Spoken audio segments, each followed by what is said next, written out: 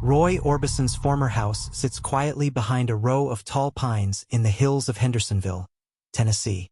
It's not a massive estate, more modest compared to the mega-mansions of newer celebrities, but it carries a certain eerie charm. It's the kind of place you don't notice until dusk, when the long shadows fall across the porch and the crickets start their song just a little too soon. Roy died in 1988, and after that, the house passed through a few hands, though none stayed long. It wasn't until 2022 that a young couple from Arizona, Daniel and Claire Hargrove, bought the house. Daniel was a freelance videographer, and Claire taught yoga remotely. They wanted out of the city, something quiet, with history and trees. The realtor barely said a word about who had lived there before, only that it had belonged to someone in the music industry. The Hargroves were drawn in by the home's warm wood interiors, the cozy studio room with aged carpet still pinned down under the weight of old sound equipment, and the thick-walled hallway where sunlight didn't quite reach. It was Claire who discovered Roy's initials etched faintly into the corner of a closet door in the back guest room. Just RO, scratched in with a knife or a nail, long since dulled. At first, the house was quiet, almost too quiet.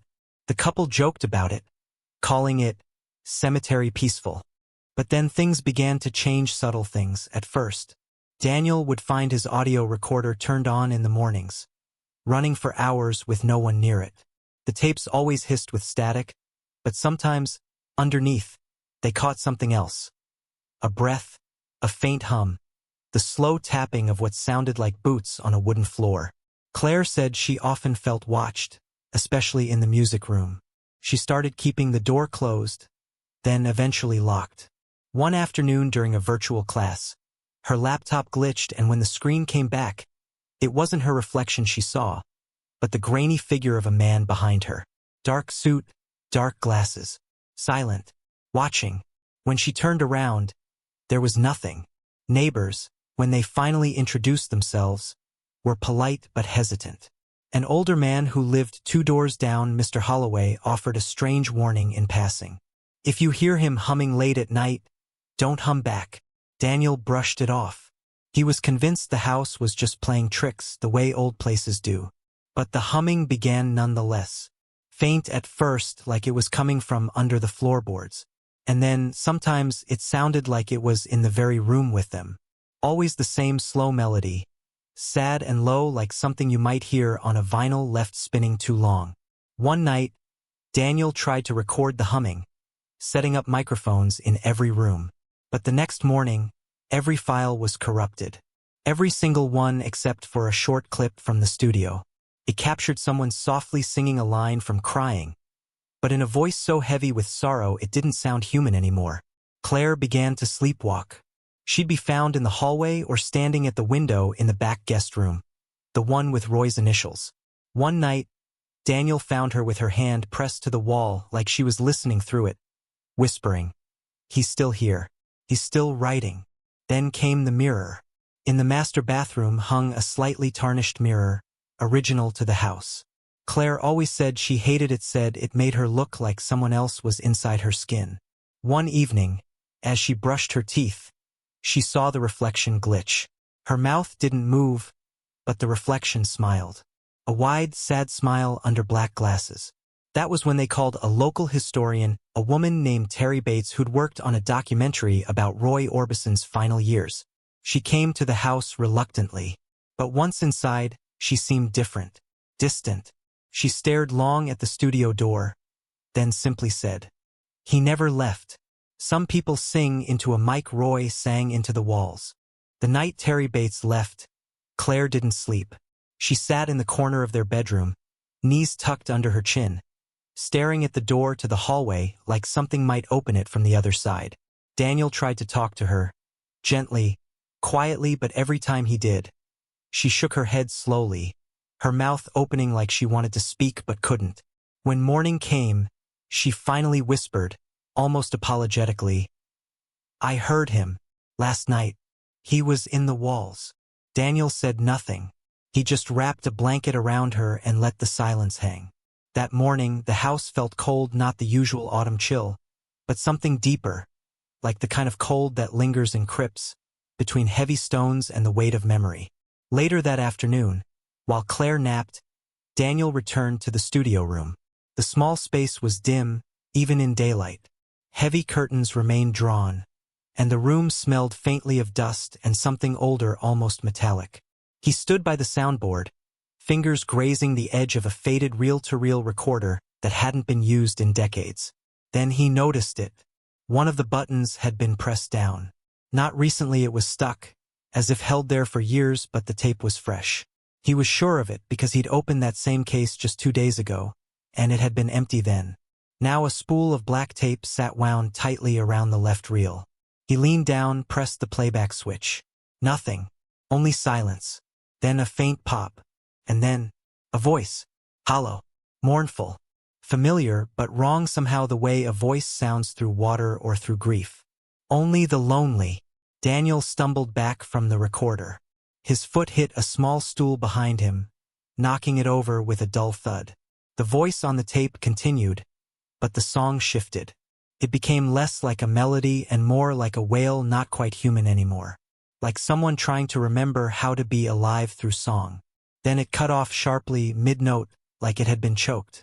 That night, Claire stood again at the back guest room window.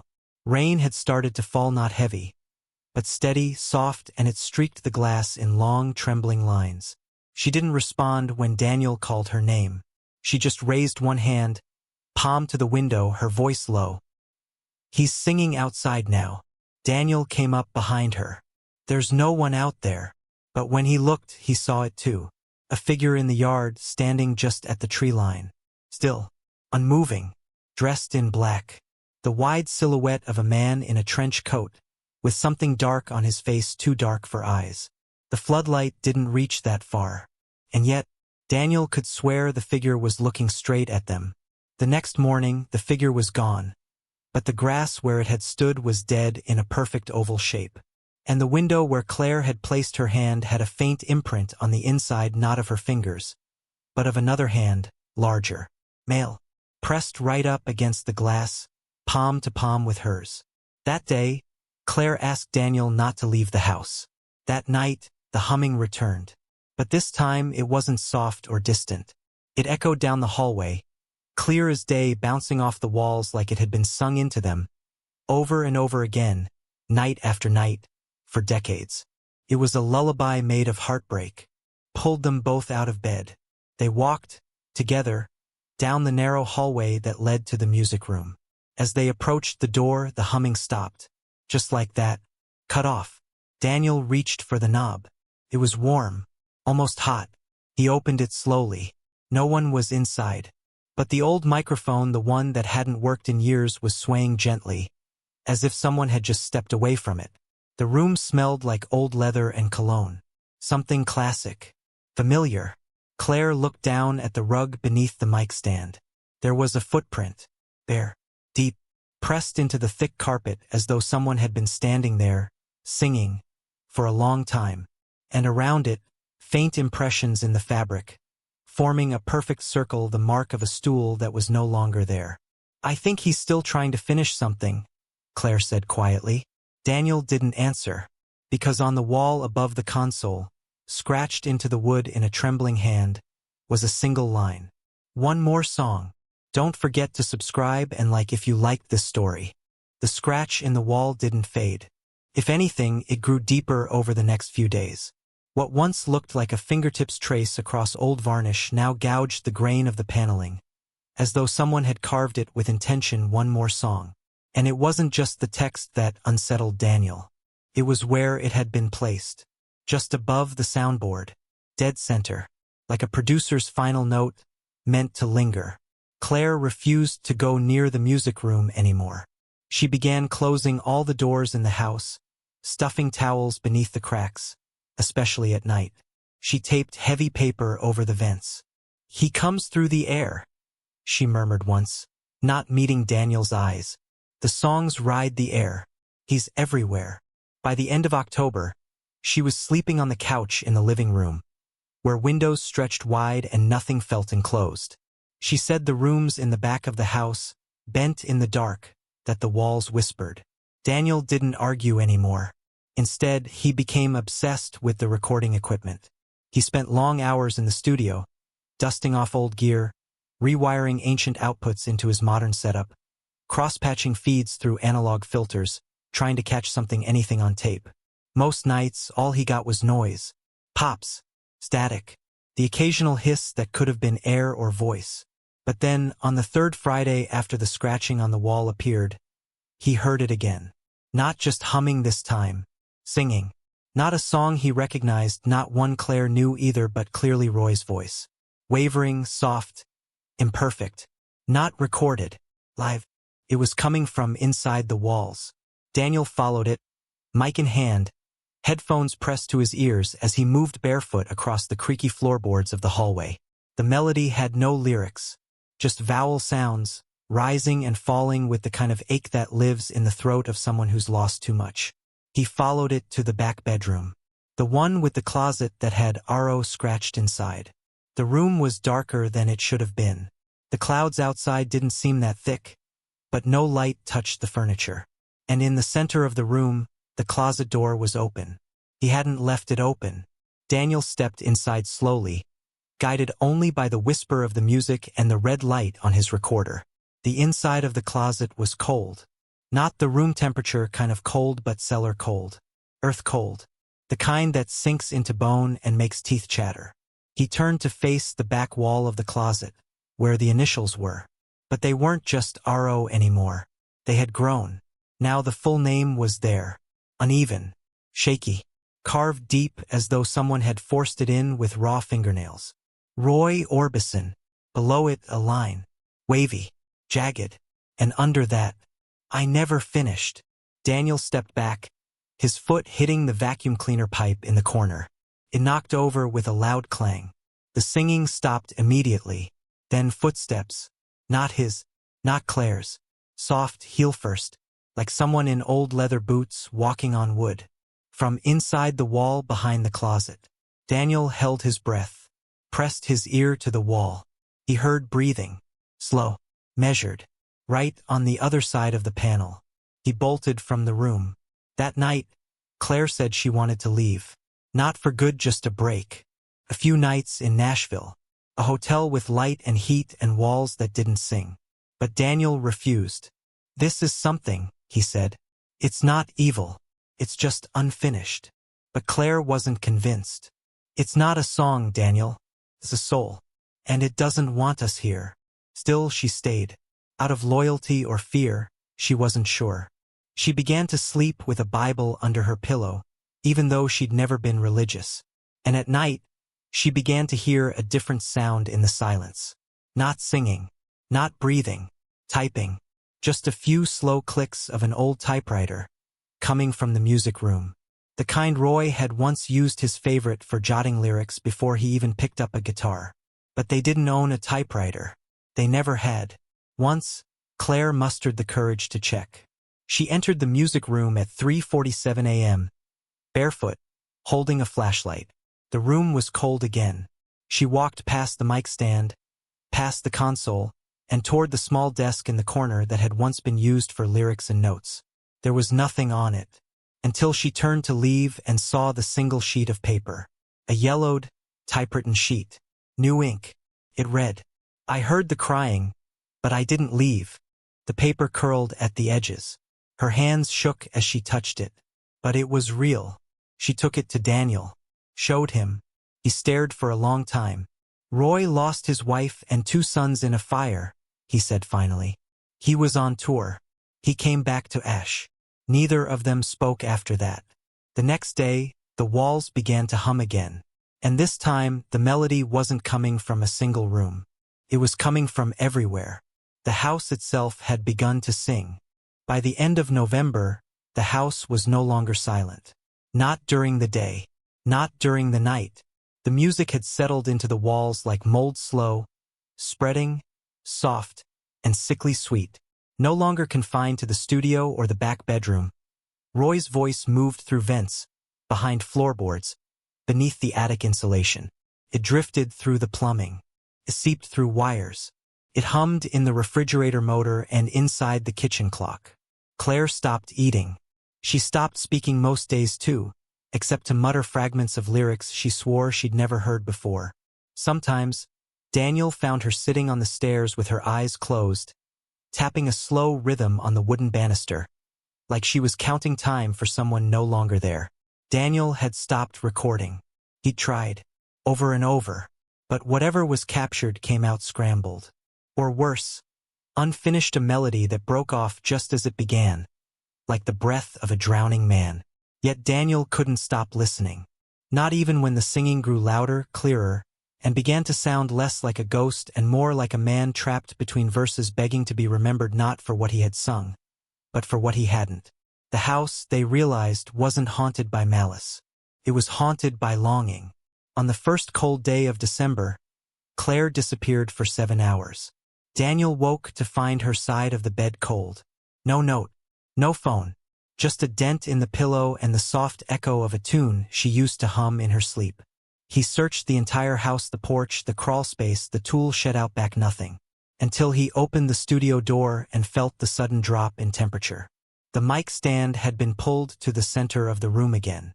The chair, the one they had moved to storage weeks ago, had somehow returned and sat neatly beneath it. Claire was seated there, still, upright, eyes closed. She was wearing one of his shirts and a pair of thick socks, and her hands were resting gently in her lap, palms up. Her lips moved faintly, mouthing lyrics. No sound came out, but Daniel could hear the melody anyway. It vibrated through the walls, through the air. He stepped closer, and then Claire spoke not to him, but to the mic.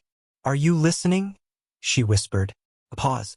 Then she said, "You can finish now." And the house exhaled. All at once, the tension drained from the air like a low-pressure system lifting, or the moment before a sob turns into sleep. The humming stopped. The buzzing in the vents, the static behind the light switches, the footsteps in the attic, all of it gone. The silence felt immense, but not empty. Felt settled.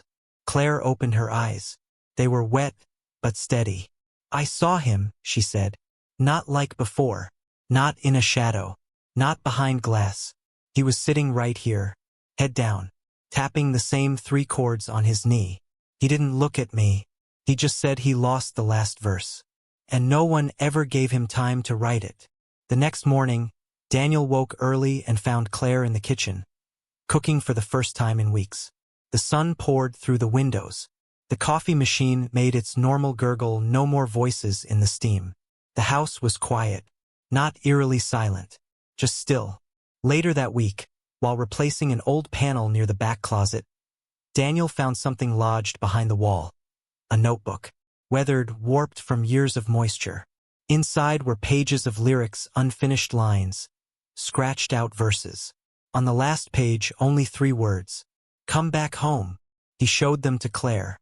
She looked down at the paper, touched the edge of it gently, and smiled. "I think he did." They never moved out. People asked why, especially after all they'd gone through. But Daniel would only ever say one thing. "Some voices are too big to be quiet. You just learn to live with them." And sometimes, late at night, if you pass the old Orbison house on the edge of Hendersonville, you might hear it. Not loud, not mournful, just a gentle hum, like someone strumming their fingers along the past. Not a ghost. A song finally finished. They never moved out. People asked why, especially after all they'd gone through. The stories had started to circulate. Whispered phone calls from neighbors, speculative blogs from true crime podcasts desperate to spin it into something darker than it was. But Daniel would only ever say one thing. "Some voices are too big to be quiet. You just learn to live with them." They adjusted. The house settled. Claire started painting again, sometimes humming softly while she worked. Her color palette shifted, no more grays and muted blues. She painted warmth now. Sunset reds, sepia shadows, brass light on skin. She never explained why. Daniel spent his nights in the studio still. But now the air was warmer, no longer chilled by breathless memories. He began recording again, not Roy, not ghosts, just his own thoughts. Ambient recordings. Field notes. A quiet sort of tribute. One night, as December leaned into Christmas, they sat together on the back porch wrapped in old quilts, watching the last of the leaves fall. Claire rested her head on Daniel's shoulder. The wind carried the scent of pine and rain. A guitar could be heard faintly in the distance, probably someone down the hill playing by firelight. Claire turned to him and asked, "Do you think he knows?" "Knows what?" Daniel said. That someone finally heard him.